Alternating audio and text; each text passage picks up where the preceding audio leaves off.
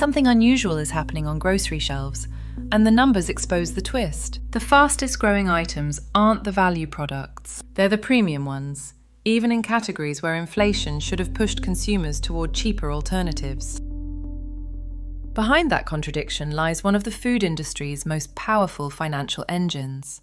Premiumization isn't a flavor trend or packaging trend, it's a margin strategy, a way to grow revenue even when unit sales barely move.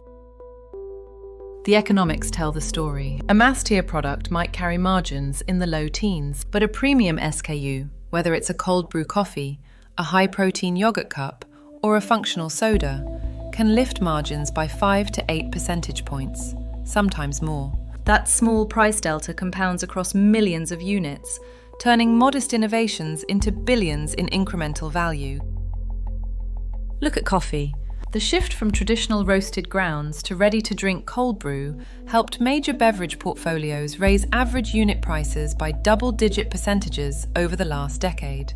Brands like Starbucks' bottled line, Chobani's cold brew entry, and Coca-Cola's expansion into premium RTD coffee through Costa all use the same structural move. Elevate the format. Justify the tier.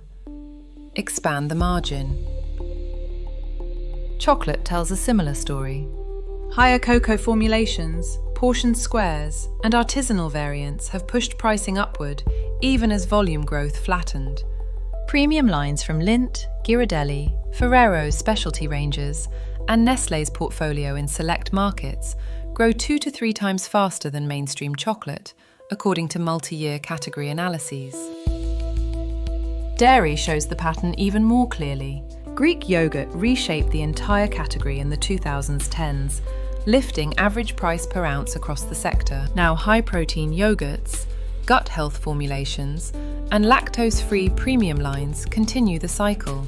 Brand families like Chobani, Fage, and Danone's higher-protein sub-brands outperform the base category because they offer nutritional elevation that justifies premium tiering. And beverages.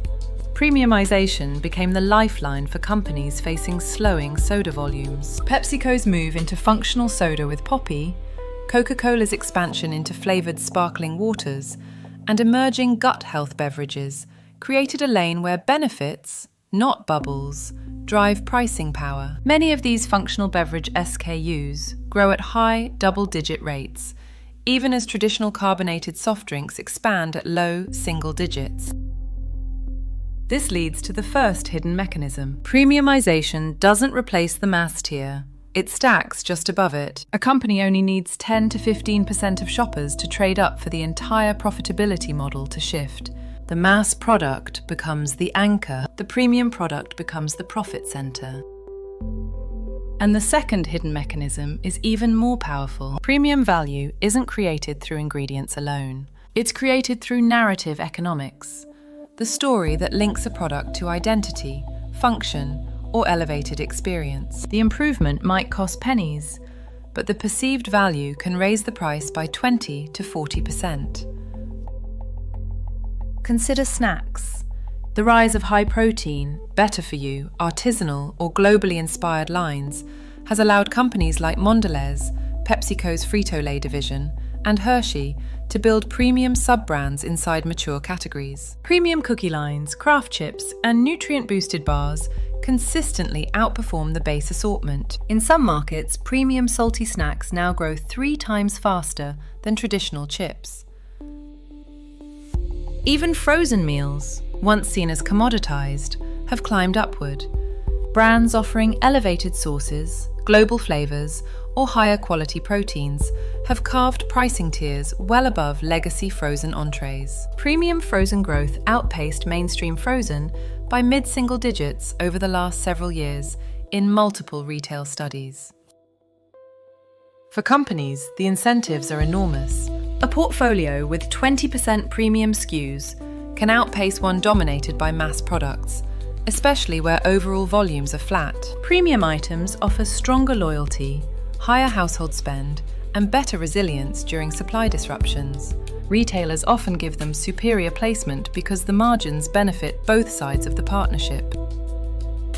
But premiumization isn't without tension. As more companies push upward, the premium tier becomes crowded. Consumers start questioning whether every elevated SKU delivers meaningful value. Some categories risk overheating, where too many products chase the same wellness benefit or the same artisanal story. Even so, the strategic momentum remains clear. Premiumization is now embedded in R&D pipelines. Teams design products around protein thresholds, functional claims, sensory upgrades, and specialized ingredients, because each one unlocks a new price bracket. Marketing departments craft tiered architectures, base, premium, ultra-premium, each with its own value narrative. And M&A teams increasingly pursue brands positioned in the premium tier because the economics plug directly into corporate growth models.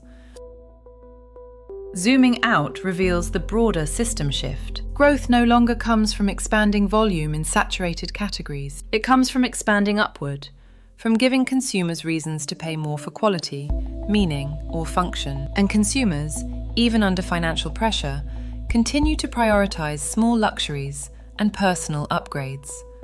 In many households, premiumization isn't a splurge, it's a trade-off. Which brings us to the final insight. Premiumization is no longer a pricing strategy or a branding exercise.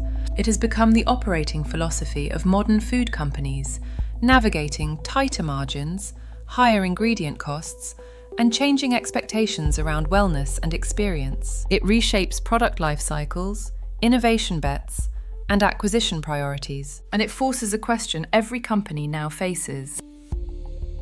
How long can the premium tier keep climbing before it becomes the default, and companies must invent a new direction for growth? The industry's trajectory is unmistakable. Not forward, not faster, but upward. A quiet corporate ascent, built one premium tier at a time.